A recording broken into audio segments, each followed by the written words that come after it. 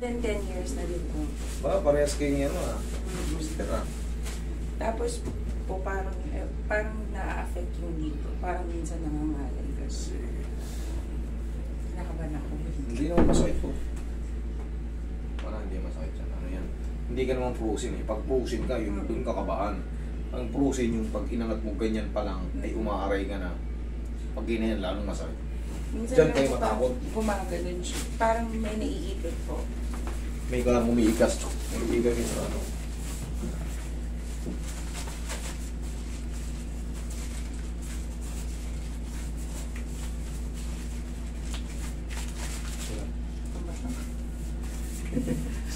Oo. Sa sustansya ng pao. Pero kung hindi na, parang wala na kami nahamon, wala na kami nararamdaman. Sanay na po siguro. Yung iba nga pag pumapasok dito, yan o, sumisigaw o, lakas to. No? Pero pag kami, hindi kami talaga no, sanayan na.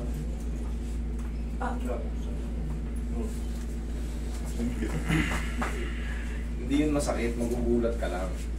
Para ka nang, oh, pero hindi yun masakit. Hindi yun masarap. Ibang klase yung tulog. Hindi kang patagilid. Tagilid ka.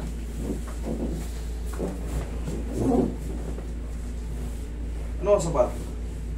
Nagsundo na kaya sila? Tinawagan. Tanong nga, Roy. Ano? Anak ko. Tom, tinawagan na ako siya. Kabilang sa'yo. Ha? Dito sumasunod. Tanong mo daw kung nasundo na si Ellie.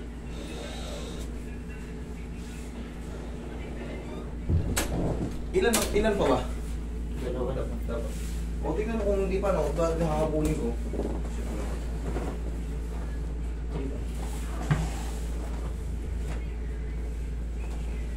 Tawag-tawagan niya kamo. Eh, meron pa eh. Alam naman malis ako dito eh. Ilang piraso lang.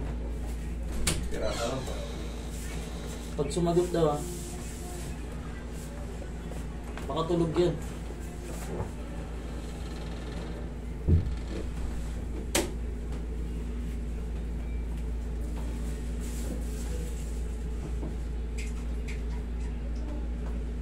Hindi sumasagot o walang internet, hindi siya napertawagan. Tsaka lang mama.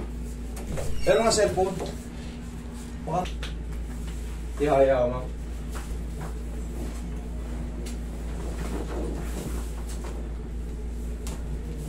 Sige, kailangan pa tihaya. Tasok yung balakang. So dalawa ba kasama na yung nasa baba? Oo. Okay. Pahingi. Exhale. Diyan lang muna kayo. Kumaya tayo. Yan. 1 to 2 days pa. Para may minsan may mga pag first time, para may mga mild muscle pain reaction. Pero normal lang yun. 3 to 4 days, obserbahan mo yung mga shoulder mo tsaka dito mo. Okay po ka?